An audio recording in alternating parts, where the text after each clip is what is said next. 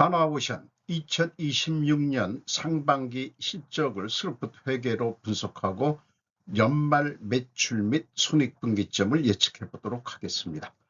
매출은 30.8% 증가했고 영업이익은 무려 218.2%가 증가했습니다.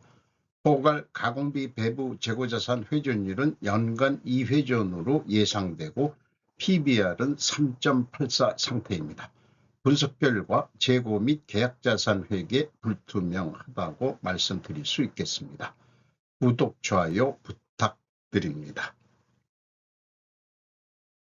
주가입니다. 91,100원으로서 1년 전보다 15.5%가 내려간 상태입니다.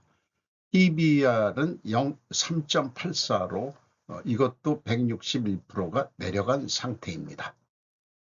5% 이상 주주는 하나 에어로스페이스가 30.44%, 하나 시스템이 7.24%, 산업은행이 15.25%, 국민연금이 6.7%, 외국인이 10.6%를 가지고 있는데 JP모건이 검색 당시에 눈에 띕니다. 스루풋 회계로 분석한 결과입니다. 매출은 8조 6천억 원대로서 30.8% 증가했고 매출에 비례하는 매출 재료비는 4조 3,419억 원으로 34.7% 증가했습니다. 그 갭이 플러스 3.9%이기 때문에 여기서 우리는 원재료 가격이 상승했다라고 추론해 볼 수 있습니다. 수루풋율은 1.5% 하락했고요. 운영 경비는 4.8% 감소시켰습니다. 그 결과 TOE 생산성은 1.56으로서 39% 상승했습니다. 스루풋 영업이익은 1조 5,270억 원으로 218.2% 증가했는데 원가회계 영업이익보다 4,103억 원이 더 이익이 난 게 실제 이익입니다. 이것은 그 가공비 배부 재고자산이 크게 감소했기 때문입니다. 스루풋 영업이익률 17.7%로 10.4% 상승했습니다. 재고 회전율은 2회전으로 예상되는데 전년도보다 0.54 회전이 상승할 것으로 예상됩니다. 원가회계 손익은 참고해 주시고요. 원가회계상으로는 영업이익이 72.3% 증가했습니다. 재고자산 내역입니다. 제공품이 1조 1,683억으로서 연초보다 1조 4천억이나 크게 줄은 것이 원가회계 영업이익보다 이익이 많이 나게 된 핵심 원인입니다. 참고적으로 포괄 제공으로 인식하는 계약자산은 5조 8,383억 원으로 3,496억 원이 증가했습니다. 그리고 수주 잔고는 33조 원으로서 연간 매출액이 한 1조 7천으로 보면 한 2년치 수주 잔고만 가지고 있다. 다만 이 수주 잔고에서 기납품액이 여기 표시된 것은 8조 6,668억 원인데 상반기 매출액이 8조 6,900억 원이니까 573억 원 차이가 납니다. 이성분 분석 내용입니다. A 재고자산의 변동이 1조 4,187억 원, 그 다음에 원재료의 매입 3조 3,335억 원, AB를 더한 MC 매출원가 재료비가 4조 7,522억 원으로서 55.6%가 증가했습니다. 운영경비는 4.8% 감소시켰고요. 이 운영경비 2조 7,405억 원에서 판매관리비 3,958억 원을 뺀 2조 3,447억 원이 공장 건조 가공비가 되겠습니다. 가공 비율이 8.8%로 4% 내려갔고 상대적으로 생산 재료 비율이 4% 상승했습니다. 여기서도 우리는 원재료 가격이 상승했다고 2차 추론이 되는데 제 분석 결과 견해는 원재료 여기 매입액이라고 표현된 것은 원재료 사용의 오기로 추정이 됩니다. 1단계 재고자산의 변동검증 가공비 배부 재고자산 금액과 비성분 재고자산의 변동액이 3,617억 원의 차이가 있는데 이것은 계약자산의 증감액을 빼주면 120억 7,800만 원, 전년도는 600만 원으로 나옵니다. 이런 것도 좀 조금씩 그 하나오션이 조금 더 정확해졌으면 좋겠어요. PQ 총 제조비용도 동일하게 마찬가지로 차이가 나타납니다. 그리고 현금 흐름표상으로 제가 분석한 경험으로는 오래간만에 일치합니다. 현금식으로 읽으면은 현금이 1조 8,565억 원이 들어왔는데 상대적으로 그러면은 재고가 줄었어야죠.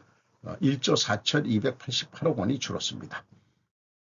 그러면은 돈이 4,276억 원이 돈이 더 들어왔는데 이것은 재고자산 평가손실 환입액을 잡은 금액이 되겠습니다. 전년도는 115억 원 차이가 있습니다.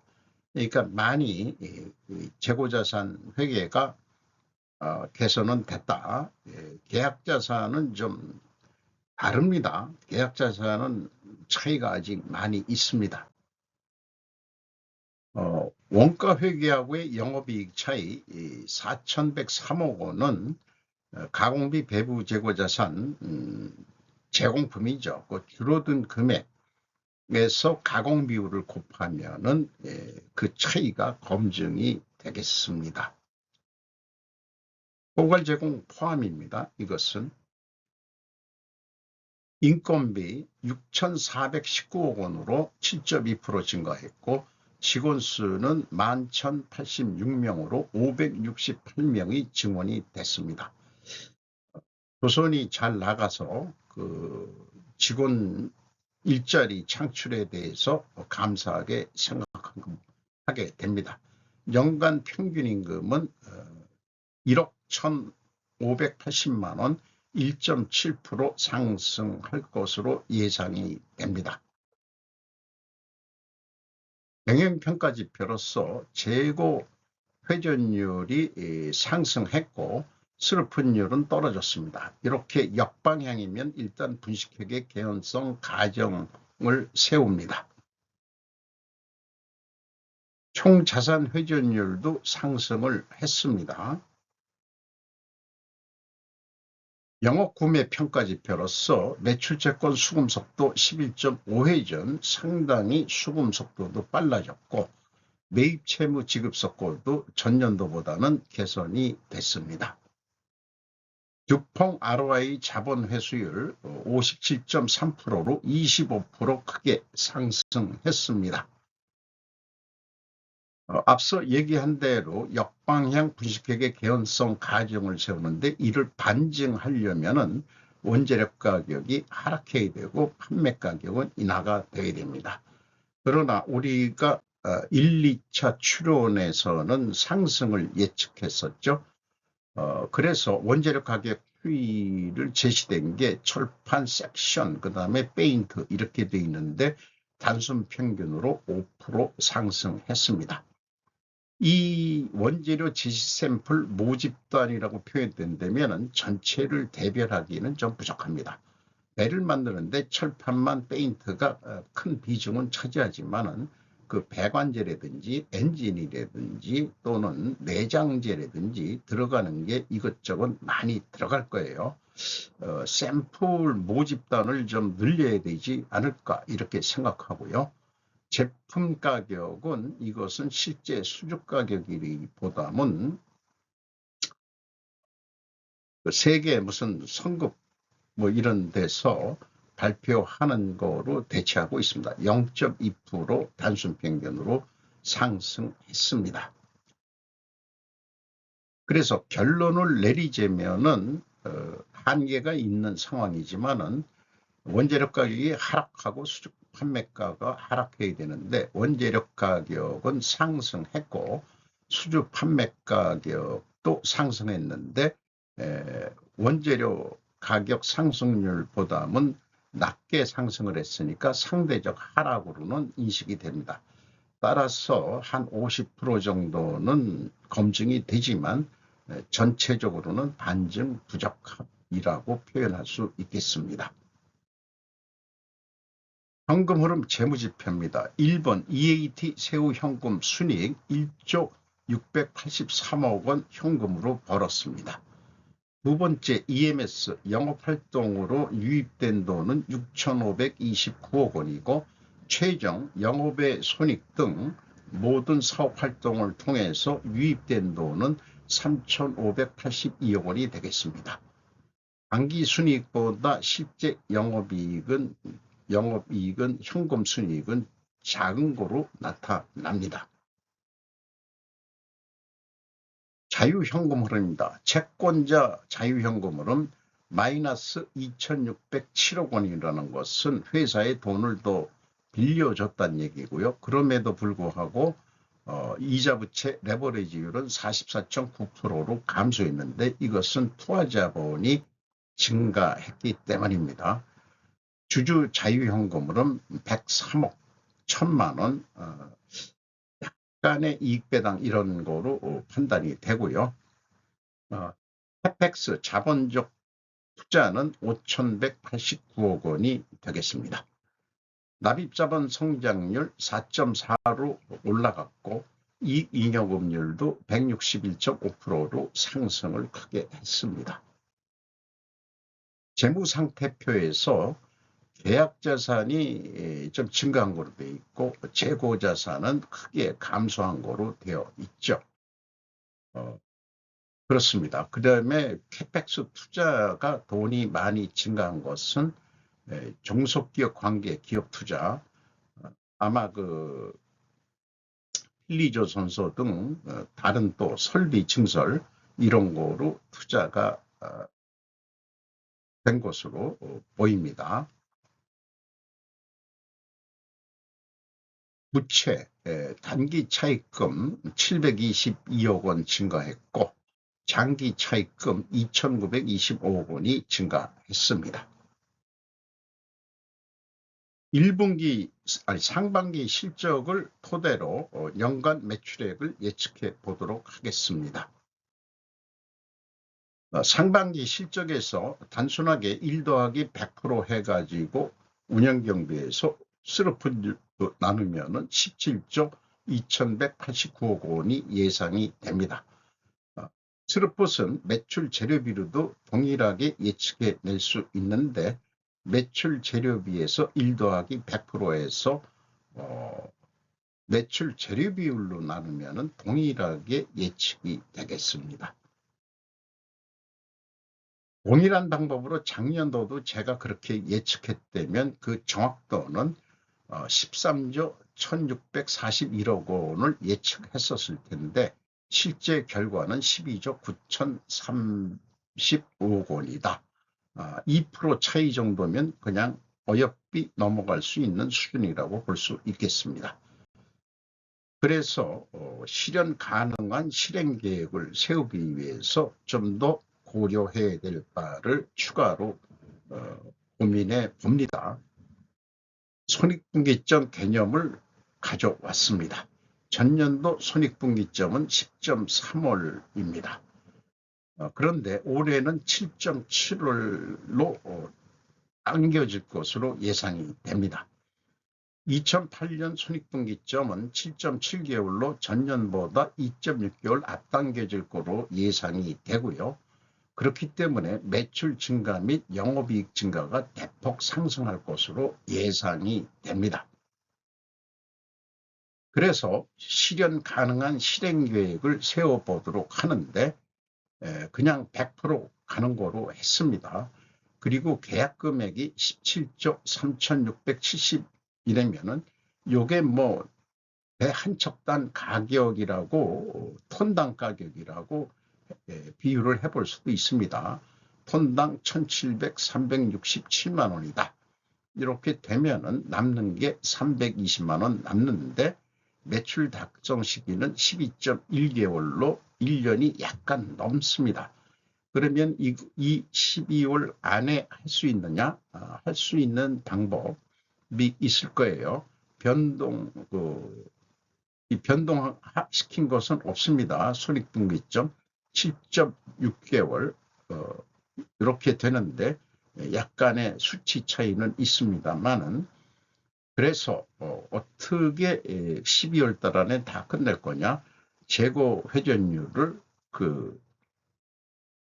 올리는 거죠. 한 8.6% 정도. 그러면은 실제 판매 효과는 그 금액으로 표시해서 1,886만 원으로 비율을 해볼 수 있고 운영경비가 2.7% 증가하더라도 영업이익은 320만 원에서 380만 원 선으로 상승할 것이고 매출 달성 시기도 연말 안에 딱 떨어질 것으로 예상이 됩니다. 나름대로 산식을 만들었는데 그것은 생략하겠습니다. 그렇다면 원가회계에서는 어떻게 했겠느냐? 똑같이 한 생산 재료비, 가공비도 100%씩 해보고 재고가 크게 줄었지만은 25% 감소하는 경우, 그 다음에 다시 재고가 50% 증가하는 경우 생각을 해보고요. 재고가 크게 증가했을 때는 매출 원가가 크게 줄어드는 게 원가 회계의 장점이라기보다는 이게 맹점인 거죠. 그래서 동일한 목표 이익을 내려고 할 경우에는 재고가 감소할 때는 좀 비싸게 팔아야 되고 그 다음에 재고가 증가할 때는 싸게 팔아도 되는 것으로 산출이 됩니다. 이것이 원가회계의 문제라고 할 수 있겠습니다. 따라서 이 실제 데이터를 좀 비싸게 받으려고 조금 좀 머리를 돌려서 영업이 나름대로 조금씩 다 부풀렸는데 이걸 톤당 가격으로 비하면 1,465만 원뿐이 나오질 않습니다. 있는 데이터를 다 해가지고 영업이익을 좀 더 높게 잡았습니다. 그래서 이 원가회계 사고방식으로는 톤당 1,465만 원을 넘지 못할 것입니다. 우리 제시한 가격으로 그대로 수주했다고 했을 때 톤당 220만 원 남는 거로 됩니다. 그런데 이 매출 증가를 더해서 스루풋 금액만큼 1,886만 원 매출 효과가 난다고 한다면은 스루풋율은 매출 원가율은 그대로 가져갈 때 영업이익은 300만 원으로 한 85만 원 더 증가하는 것으로 그렇게 예상이 됩니다. 그래서 다시 비교를 하면은 수주 금액이 1,736만 7천 원 스루풋은 필히 받아야 됩니다. 이걸 고수해야 돼요. 그러나 원가회계상으로는 이렇게 해도 남는데 이게 재고 증감 가지고 나타나는 거로서 이렇게 되는 거죠. 그러니까 실질적으로는 스루풋보다 이익이 줄어들게 되어 있습니다. 그래서 마지막에 그 매출액을 증가시켰을 때 재고 감소 기준입니다. 더 이상 추가 생산은 없고 완성된 거 계약 자산을 줄이는 거로 그렇게 했을 때는 스루풋은 380만 원 남는데 원가회계는 300만 원뿐이 남지 않는 거로 그렇게 됩니다. 수주 금액은 스루풋 관점으로 필히 계약해야 됩니다. 매출 원가율을 내려야 한다면 이게 79.5%인데 이것을 내려야 한다면 재고 생산을 하여 재고를 늘려 매출 원가를 낮출 것이냐, 또는 운영 경비를 극단적으로 줄일 것이냐, 그것이 원가 회계의 고질적인 문제점을 제가 예시를 하는 것입니다. 과잉 생산 덤핑하지 말라. 조선도 덤핑하지 마시기 바랍니다. 제닛 옐런 언니의 말씀이고요. 그리고 노동가치설 공산주의 원가회계라고 저는 명명하기 시작했습니다. 이것을 스루프트 회계로 전환해라라는 것을 로스차일드 여사의 핑계를 대가지고 제시를 합니다.